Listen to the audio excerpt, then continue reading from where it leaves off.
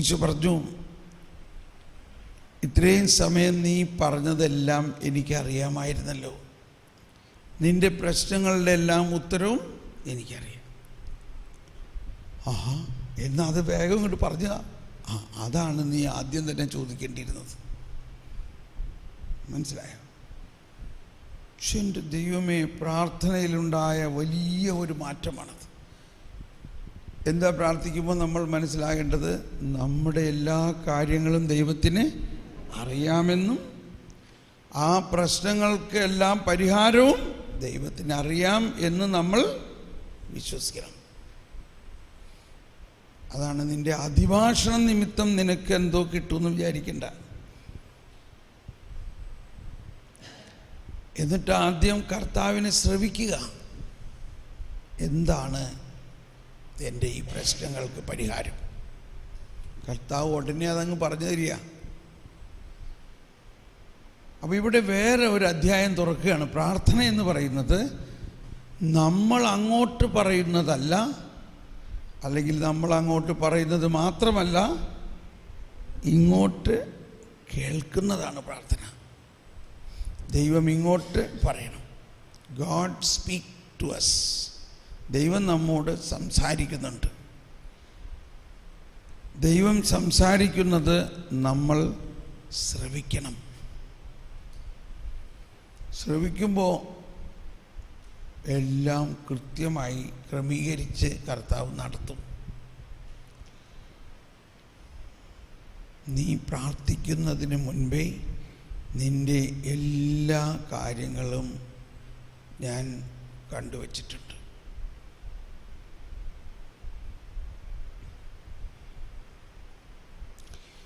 ഈ ബോധ്യത്തോടെ നമുക്ക് വീണ്ടും നമ്മുടെ ഉള്ളറയിലേക്ക് പോകാം. കഥകടയ്ക്കുക എന്ന് പറഞ്ഞാൽ നമ്മുടെ ചിന്തകൾ, ഭാവനകൾ, ഓർമ്മകൾ, ആഗ്രഹങ്ങൾ എല്ലാം അടയ്ക്കുക. എല്ലാം ദൈവത്തിനറിയാം. അവിടുന്ന് മുൻകൂട്ടി തയ്യാറാക്കിയിരിക്കുന്ന, നമുക്ക് വേണ്ടി ഒരുക്കിയിരിക്കുന്ന അത് ഇങ്ങോട്ട് വന്നോളും. നമ്മളവിടെ ഉള്ളിൻ്റെ ഉള്ളിൽ കിടന്ന് ഈശോയെ സ്നേഹിക്കുക. ഒന്നുകൂടി നമുക്ക് കഥ കടച്ച് ഉള്ളിൻ്റെ ഉള്ളിൽ ഈശോയെ സ്നേഹിക്കാം. ഇതിന് കോൺടെംപ്ലേറ്റീവ് പ്രെയർ എന്ന് പറയും. ഇവിടെ ദർശനമില്ല, ചിന്തകളില്ല, മെഡിറ്റേഷൻ ഇല്ല. ഇപ്പം നമ്മൾ കുരിശിൻ്റെ വഴി പ്രാർത്ഥിക്കുമ്പോൾ കുരിശിൻ്റെ വഴിയിലെ 14 സ്ഥലങ്ങളെക്കുറിച്ചും വിചിന്തനം ചെയ്ത് മനനം ചെയ്ത് പ്രാർത്ഥിക്കുന്നു. അത് മെഡിറ്റേഷനാണ്. നമ്മൾ കൊന്ത ചെല്ലുമ്പോൾ ഓരോ രഹസ്യങ്ങളെയും വിചിന്തനം ചെയ്യുന്നു. അതും മെഡിറ്റേഷനാണ്. എന്നാൽ കോൺടെംപ്ലേഷനിൽ അത് രണ്ടും ഇല്ല. പിന്നെ എന്തുണ്ട്? അവിടെ യേശുവാകുന്ന വ്യക്തിയാകുന്ന ദൈവം, നമ്മുടെ ഉള്ളിൽ വസിക്കുന്ന ദൈവവുമായിട്ടുള്ള ഒരു കോണ്ടാക്റ്റാണ്, ലയനം. ഏതുപോലെ ഇപ്പം നമ്മൾ നമ്മുടെ ജീവിത പങ്കാളിയുമായിട്ട് പ്രാർത്ഥനാ മുറിയിലോ വീട്ടിൻ്റെ സിറ്റിംഗ് റൂമിൽ ഇരുന്ന് വർത്തമാനം പറയണു. അത് മെഡിറ്റേഷൻ പോലെയാണ്. ആളെ കാണുന്നു, സംസാരിക്കുന്നു. എന്നാൽ ബെഡ്റൂമിൽ കിടന്ന് കതകടച്ചു, ലൈറ്റ് അണച്ചു, രണ്ടുപേരും ആ ഇരുട്ടാണ്. അവിടെ മുഖാമുഖം ആളെ കാണാൻ പറ്റുന്നില്ല. പക്ഷേ ആ ആലിംഗനത്തിൽ, സ്നേഹത്തിൽ ഒന്നാകുന്നു. ആ വ്യക്തിയുമായിട്ട് ഒന്നാകുന്നു. അതാണ് കോൺടെംപ്ലേഷൻ. ആ ഒന്നാകലിൻ്റെ പൂർണ്ണതയിൽ ഒരു സംസാരം പോലുമില്ല.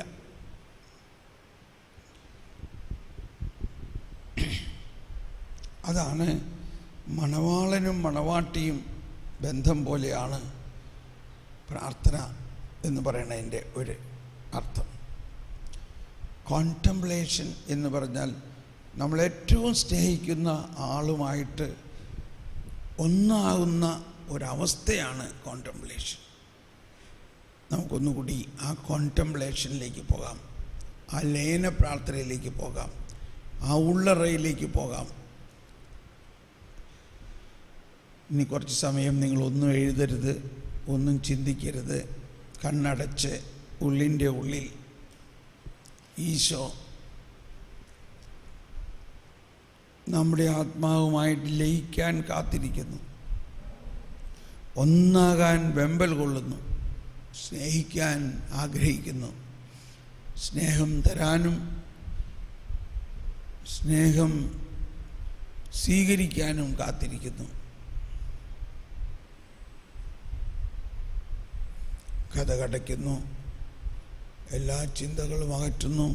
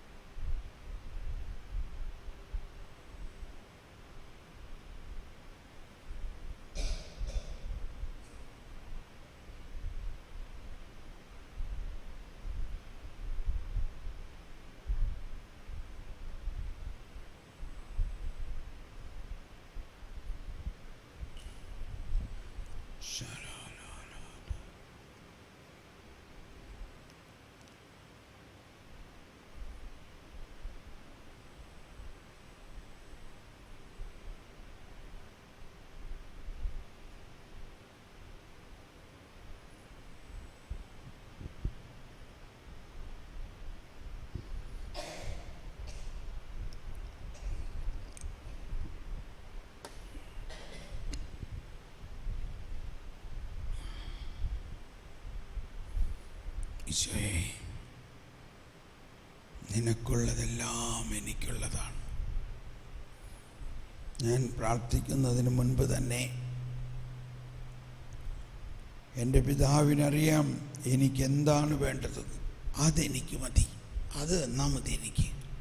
ഞാനത് സ്വീകരിക്കുന്നു.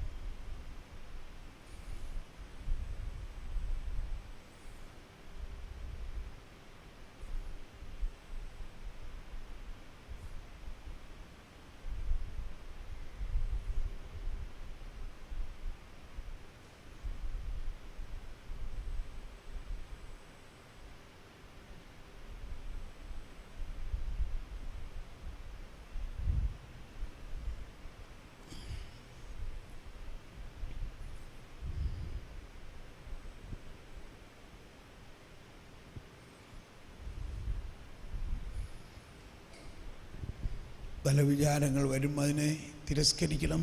എനിക്കിപ്പോൾ വേറെ ഒന്നും ചിന്തിക്കേണ്ട. ഞാൻ എൻ്റെ നാഥനോടൊപ്പമാണ്, എൻ്റെ പ്രിയതമനോടൊപ്പമാണ്, ഞാൻ പ്രേമിക്കുന്ന എൻ്റെ മണവാളനോടൊപ്പമാണ്.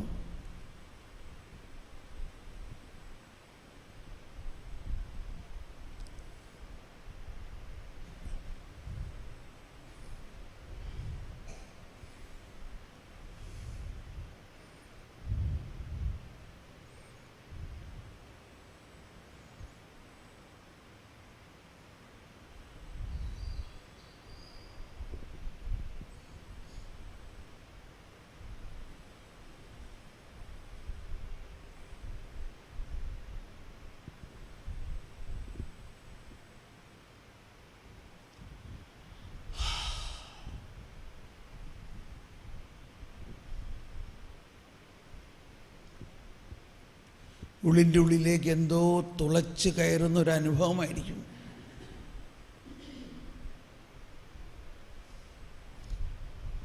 ഒരു സമാധാനം ഒഴുകുന്ന അനുഭവം ഉണ്ടാകാം.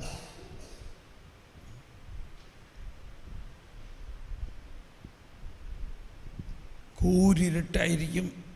എന്തെങ്കിലും ദർശനങ്ങൾ വരാണെങ്കിൽ അതെല്ലാം തിരസ്കരിക്കുക. ഇപ്പോൾ എനിക്കതൊന്നും വേണ്ട, എനിക്ക് അങ്ങ് മാത്രം മതി, അങ്ങ് മാത്രം മതി.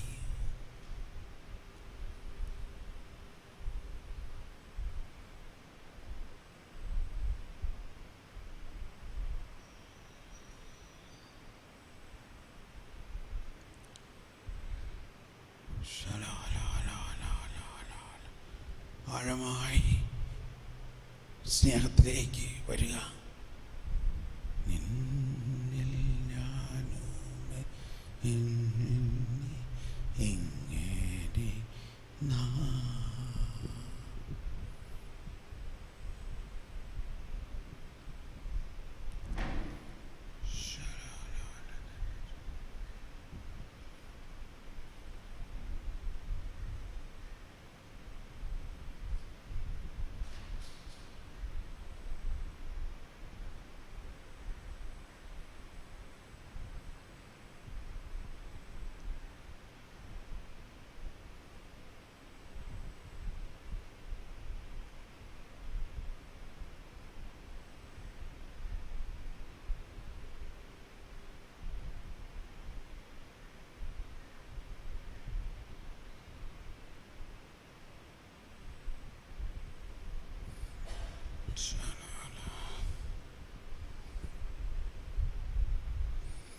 ദൈവസ്വരം ശ്രവിക്കുക.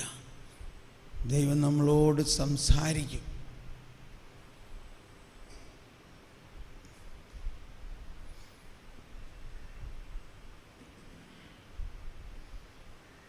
വളരെ വലിയ സ്നേഹത്തോടെ സംസാരിക്കും.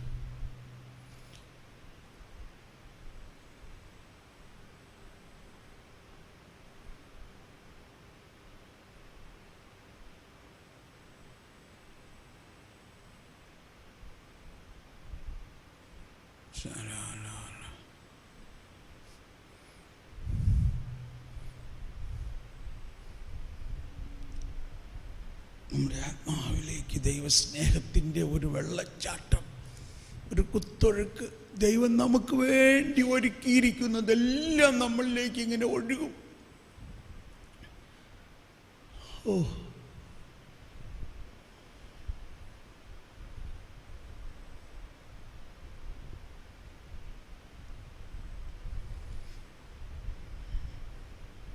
ദൈവത്തെ തന്നെ നമുക്ക് തരുന്നു. നിന്നിൽ ഞാനും എന്നിൽ നീ ഇങ്ങനെ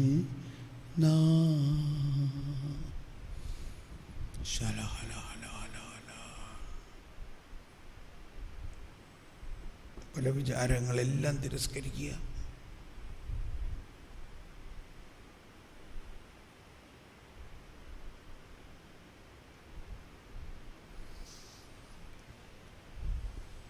ഉറക്കം വരാൻ വളരെയധികം ചാൻസ് ഉള്ളതാണ്.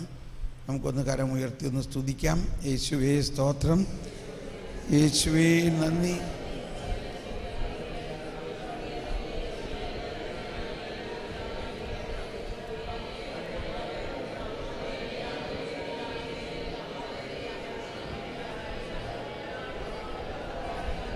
Price the Lord. ഇപ്പോൾ ഈ പ്രാർത്ഥനയിൽ നിങ്ങൾക്കുണ്ടായ അനുഭവം ഒന്ന് രണ്ട് പേരൊന്ന് വന്ന് പങ്കുവെച്ചാൽ നന്നായിരിക്കും. ഇത് മാത്രം. ഇപ്പം എന്ത് സംഭവിച്ചു? കഥ കടഞ്ഞോ? കഥ കടഞ്ഞപ്പോൾ എന്താ ഉണ്ടായി? ഇരുട്ടുണ്ടായോ? ആ ഇരുട്ടിൻ്റെ ഉള്ളിൽ എന്ത് ലഭിച്ചു?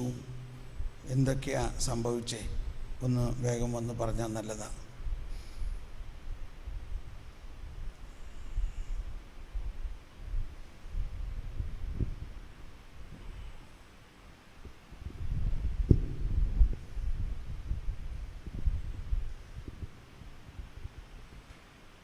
Price the Lord.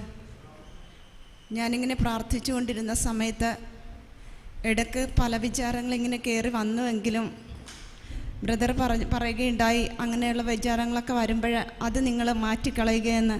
ഞാൻ പെട്ടെന്ന് തന്നെ മാറ്റി വീണ്ടും ആ ഒരു അരൂപിയിലേക്ക് വന്നു കഴിഞ്ഞപ്പോൾ വലിയൊരു സമാധാനം കൊണ്ട് എൻ്റെ ഹൃദയം മുഴുവനും നിറയപ്പെടുന്ന ഒരു അനുഭവം എനിക്കുണ്ടായി. Price the Lord. കൈയടിച്ച് കർത്താവിന് നന്ദി പറയാം. സഹോദരന്മാരും വരാം.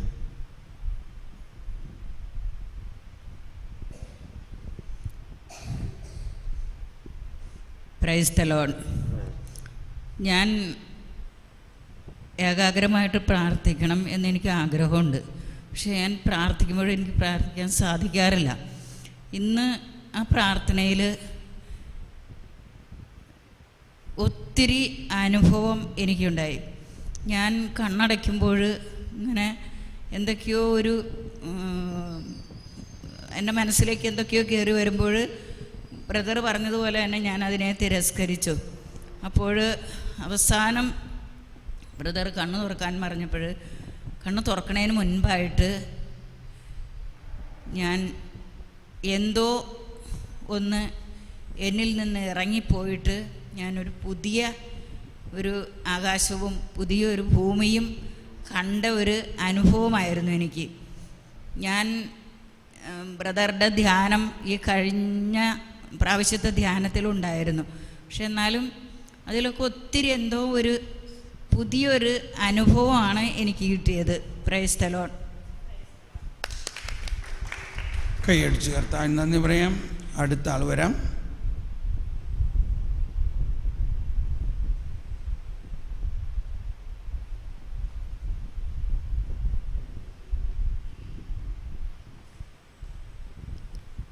Price the Lord. ഞാൻ ഇങ്ങനെ പ്രാർത്ഥിച്ചുകൊണ്ടിരുന്നപ്പോൾ ചെറുതായിട്ടൊരു പലവിചാരം വന്നു. എങ്കിലും ഞാൻ സ്തുതിച്ചു മനസ്സിൽ. അപ്പോൾ പ്രത്യേക ദൈവത്തിൻ്റെ മുമ്പിൽ ഞാൻ ഇരിക്കുന്നു. ഭയങ്കര ഇരുട്ടാണ്. അപ്പോൾ എന്നെ ഒരു ആലിംഗനം ചെയ്യുന്ന മാതിരി നീ എനിക്ക് പ്രിയങ്കരിയും ആണെന്നൊരു സ്വരവും കേട്ട് എന്നെ ഇങ്ങനെ ചോദിച്ചു. അപ്പോൾ എൻ്റെ ഹൃദയത്തിൽ നിന്ന് ഒത്തിരി ഒരു സന്തോഷം ഒഴുകുന്നതായ ഒരനുഭവം ഉണ്ടായി. കൈയടിച്ച് നന്ദി പറയാം. യെസ്, വരൂ.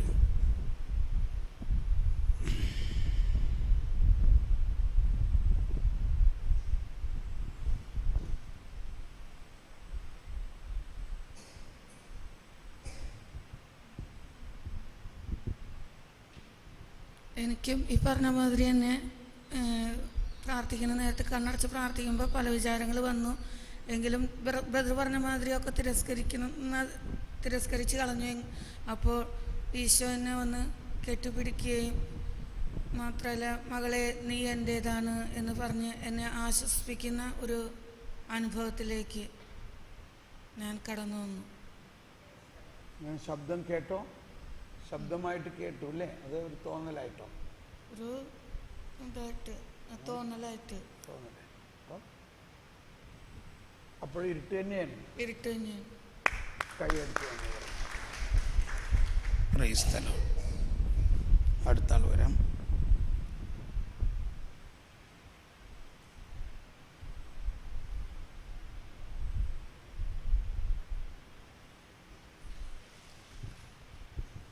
Price the Lord.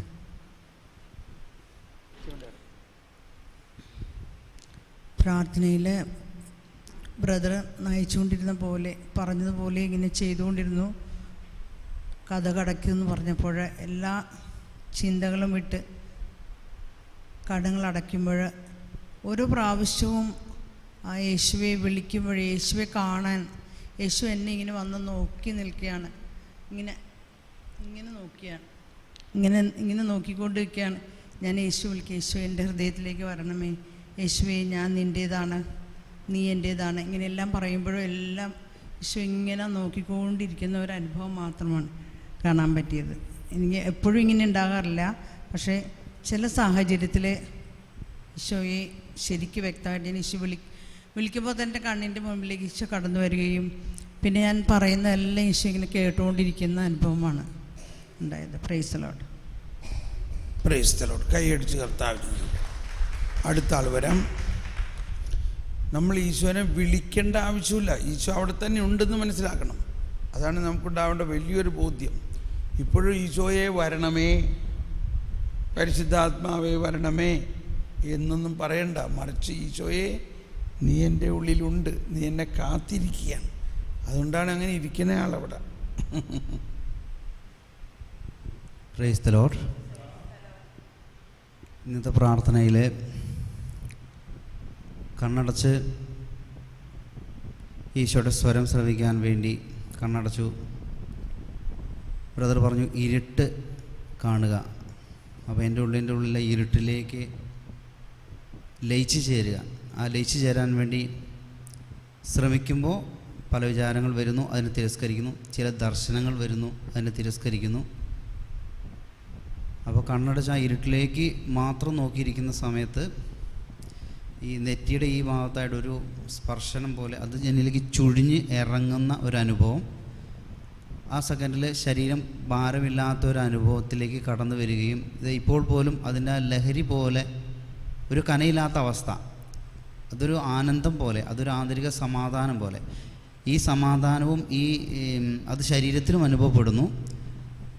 ഇത് അനുഭവപ്പെടുന്ന നിമിഷങ്ങളിലും പല വിചാരം വരുന്നു, അല്ലെങ്കിൽ ദർശനങ്ങൾ വരുന്നു. ഇതിനെ തിരസ്കരിക്കുമ്പോൾ ഇതിലൂടെ കൂടുതൽ ആഴപ്പെടുന്ന, അതല്ലെങ്കിൽ ആ ഇരുട്ടിനോട് അലിഞ്ഞ് ചേരുന്ന ഒരു സ്വർഗീയ അനുഭവം. അത് ശരീരത്തെയും ഇപ്പോൾ പോലും ആ ശരീരത്തിലും അതിൻ്റെ ആ ഒരു അനുഭവം കുറേ നേരം നിലനിൽക്കുന്ന ഒരു സ്വരം കേൾക്കാനായിട്ട് സാധിച്ചില്ല.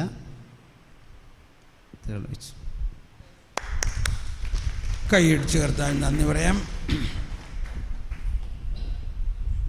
ഇനി ആരെങ്കിലും?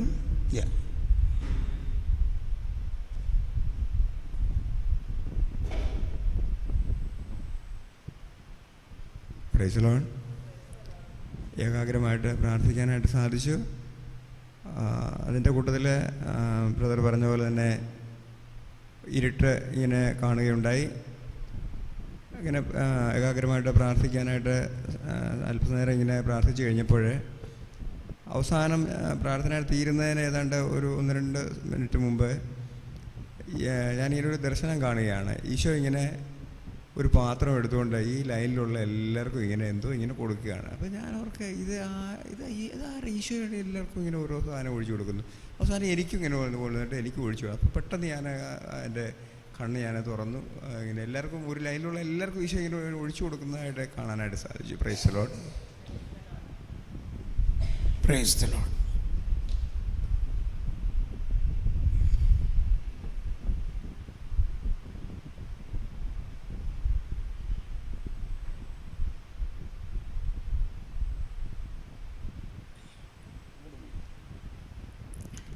Praise the Lord. ഞാൻ ബ്രദറിൻ്റെ ധ്യാനം കൂടിയിട്ടുള്ളത് കാരണം ആ വ്യക്തിപരമായ പ്രാർത്ഥന എപ്പോഴും ചെല്ലുമ്പോൾ എന്നിൽ വസിക്കുന്ന ആ ത്രിത്വൈക ദൈവത്തിന് ഞാൻ കണ്ടുകൊണ്ടാണ് ഇരിക്കുന്നത്. പിതാവും പുത്രനും പരിശുദ്ധാത്മാവുമായ ദൈവം. അപ്പോൾ പല വിചാരം വരുമ്പോൾ അത് മാറ്റിക്കളയാൻ ബ്രദർ പറഞ്ഞപ്പോൾ ഈ ത്രിത്വൈക ദൈവം ഒന്നായിട്ട് പിതാവായ ദൈവത്തിൻ്റെ മടിയിൽ എന്നെ കിടത്തി ആശ്വസിപ്പിക്കുന്നതായിട്ടും എൻ്റെ മോളെ എന്ന് വിളിച്ച് എന്നെ ആശ്വസിപ്പിക്കുന്ന അനുഭവം. അപ്പോൾ ഒരു വലിയ വെള്ളച്ചാട്ടം പോലത്തെ ഒരു വെള്ളം വന്നാൽ അതിൽ ഞാൻ നീന്തി തുടിച്ചിങ്ങനെ നടക്കുന്ന ഒരു മനസ്സിന് ഭയങ്കര ഒരു കുളിർമയെല്ലാം അനുഭവപ്പെട്ടു. യേശുവേ സ്തോത്രം, യേശുവേ നന്ദി. Price the Lord. കൈയടിച്ച് കർത്താൻ നന്ദി പറയാം.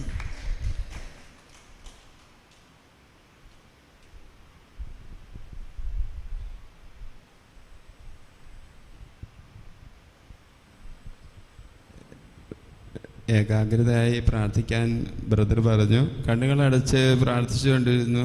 അപ്പോൾ പല വിചാരം വരികയാണെങ്കിൽ അതെല്ലാം ഒഴിവാക്കാൻ പറഞ്ഞു. അതിനുശേഷം ലാസ്റ്റ് പറഞ്ഞ് ഈശോ എന്തെങ്കിലും സംസാരിക്കുന്നുണ്ടെങ്കിൽ അത് കേൾക്കാം. അപ്പോൾ ഞാനിങ്ങനെ കണ്ണ് അടച്ച് തന്നെയാണ് ഇരിക്കുന്നത്.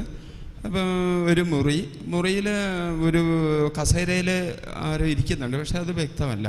അപ്പോൾ അവരുടെ മുമ്പിൽ വന്ന് ഇങ്ങനെ പ്രാർത്ഥിച്ചേച്ച് പോവുക.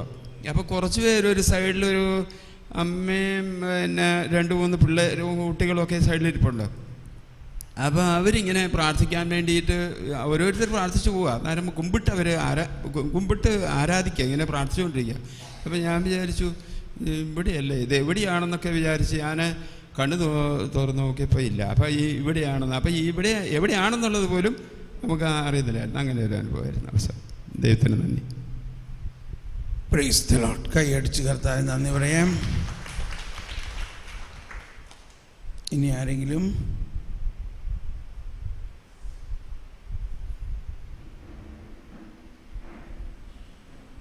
വരൂ.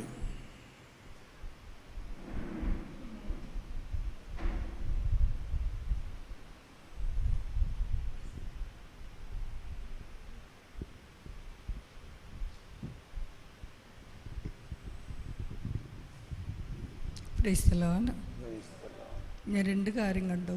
ഒന്ന്, ആദ്യം ഈശോ ഇങ്ങനെ ഇരിക്കുമ്പോൾ ഞാൻ ഈശോയുടെ പാദത്തിൻ്റെ ഇടയിൽ നിന്ന് ഈശോ എന്നെ തലോടിക്കൊണ്ടായിരുന്നു. ഒത്തിരി സന്തോഷം സമാധാനം തോന്നിയ സമയത്ത് പിന്നെ ഞാൻ ഈശോയുടെ കൂടെ നടക്കുന്നുണ്ട്. വലിയ രൂപത്തിൽ ഈശോയും ഒരു കുഞ്ഞിനെ പോലെ ഈശോ കൈ പിടിച്ച് ഞങ്ങൾ 2 പേരും കൂടെ നടന്നുകൊണ്ടിരുന്നു. Praise the Lord. Praise the Lord. കൈയടിച്ച് കർത്താവിന് നന്ദി പറയാം. ഞാൻ ഫ്രാൻസിൽ പാരീസിൽ ധ്യാനിപ്പിക്കുമ്പം ഒരു സഹോദരി വന്നിട്ട് പറഞ്ഞു എനിക്ക് ഒരുപാട് കാര്യങ്ങൾ പറയാനുണ്ട്, അതുകൊണ്ട് എനിക്ക് കുറേ സമയം തരണം. സാധാരണ കൗൺസിലിങ്ങിന് സമയം തന്നാൽ പോരാന്ന് പറഞ്ഞു. ഞാൻ പറഞ്ഞു ശരി, ദിവസം ഉണ്ടല്ലോ, സമയം തരാമെന്ന് പറഞ്ഞു. 2 ദിവസം കഴിഞ്ഞപ്പോൾ പറയാണ് എനിക്കൊരു കൗൺസിലിങ്ങും വേണ്ട. ഞാൻ ചോദിക്കാനിരുന്ന കാര്യങ്ങളൊക്കെ ഡയറക്റ്റ് എനിക്ക് ഉത്തരം കിട്ടി. മനസ്സിലാവുന്നുണ്ടോ? എല്ലാ സംശയങ്ങളും മാറി. ഓരോ ക്ലാസ്സുകളിലൂടെയും അതിനേക്കാൾ ഉപരി ഈ ലയന പ്രാർത്ഥനയിൽ ഉണ്ടാകുന്ന വലിയൊരു കാര്യം, നമ്മളുടെ ഹൃദയം അറിയുന്ന കർത്താവ് നമ്മുടെ എന്തെല്ലാം ആഗ്രഹങ്ങളാണോ, നമ്മുടെ എന്തെല്ലാം കുറവുകളാണോ അതിനെല്ലാം പരിഹരിക്കും. എങ്ങനെ? ഭാഷണമില്ല, വാക്കുകളില്ല, ശബ്ദം പോലും കേൾക്കാനില്ല, ശബ്ദം പോലും കേൾക്കാനില്ല, എന്നിട്ടും അവയുടെ സ്വരം ഭൂമിയിലെങ്ങും വ്യാപിക്കുന്നു.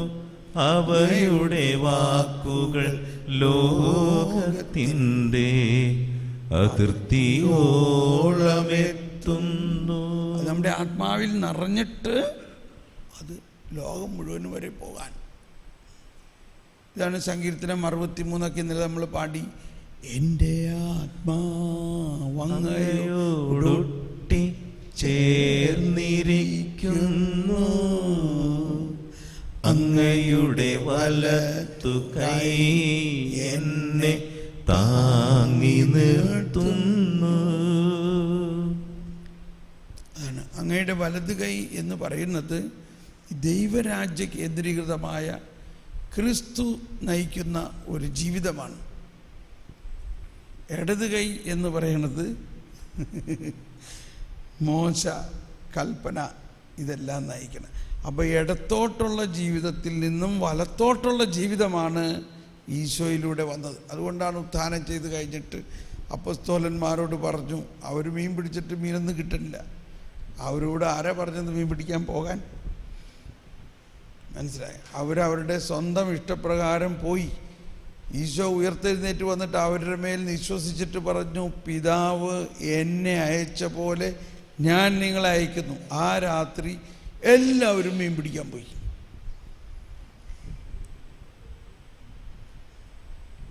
വല്ല പ്രയോജനം ഉണ്ടായെന്നിട്ട് കർത്താവ് കടപ്പുറത്ത് വന്നിട്ട് പറഞ്ഞു, കുഞ്ഞുങ്ങളെ മീൻ വല്ലതുണ്ടോ?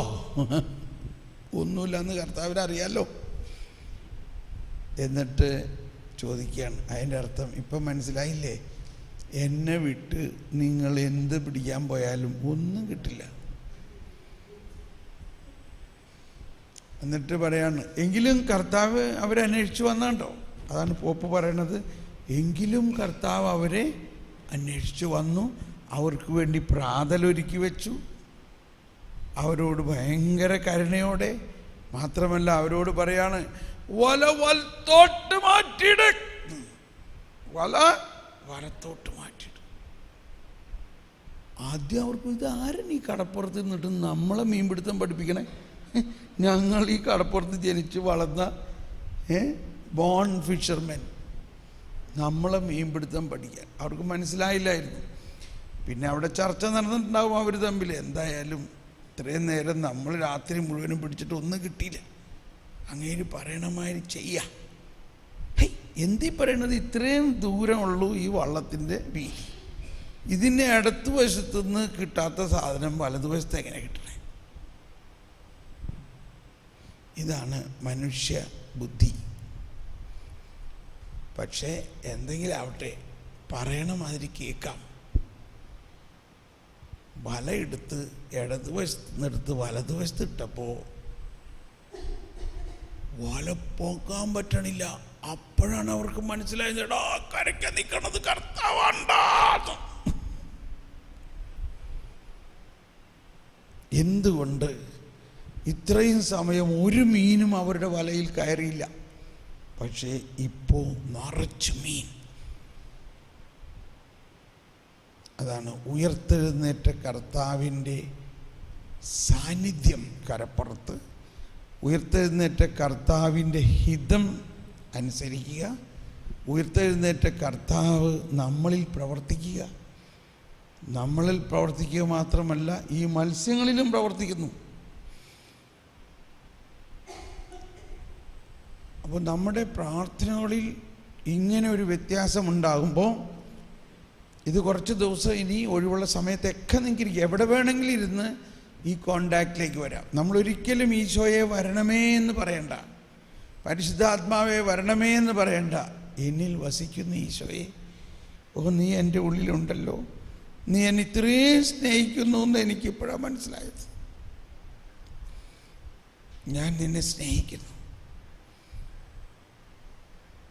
സ്നേഹം. ഓ ഈശോയെ, നീ എനിക്ക് വേണ്ടി ഒരുക്കി വച്ചിരിക്കുന്നതെല്ലാം ഞാൻ സ്വീകരിക്കുന്നു. ഞാൻ എൻ്റെ ഇഷ്ടപ്രകാരം ഒന്നും ചോദിക്കുന്നില്ല. ഇതാണ് ഞാൻ കൊച്ചുത്രേസ്യയെക്കുറിച്ച് പറയാൻ നവമാലിയുടെ കാര്യം പറഞ്ഞത്. കൊച്ചുത്രേസ്യ എപ്പോഴും പറയുന്ന ഒരു കാര്യം, ഞാൻ എൻ്റെ മനുഷ്യഹിതം അനുസരിച്ച് ഒന്നും ആഗ്രഹിക്കുന്നില്ല. മറിച്ച് ഞാൻ ആഗ്രഹിക്കുന്നത് ദൈവഹിതമനുസരിച്ചുള്ളതെല്ലാം. ഏതാ നല്ലത്? മനുഷ്യഹിതം അനുസരിച്ചുള്ളതാണോ ദൈവഹിതം അനുസരിച്ചുള്ളതാണോ? അത് ഭയങ്കര വ്യത്യാസം. എനിക്ക് ഒരുപാട് അനുഭവങ്ങളാണ്. ഞാനിത് മാത്രമേ പ്രാർത്ഥിക്കാറുള്ളൂ. എൻ്റെ ഹിതമല്ല, എനിക്ക് എൻ്റെ ഹിതമനുസരിച്ചുള്ള ഒന്നും വേണ്ട, അങ്ങ് എനിക്ക് വേണ്ടി ഒരുക്കി വച്ചിരിക്കുന്നു. അങ്ങ് എന്തൊരു അത്ഭുതങ്ങളാണ് നടക്കണമെന്നറിയാമോ?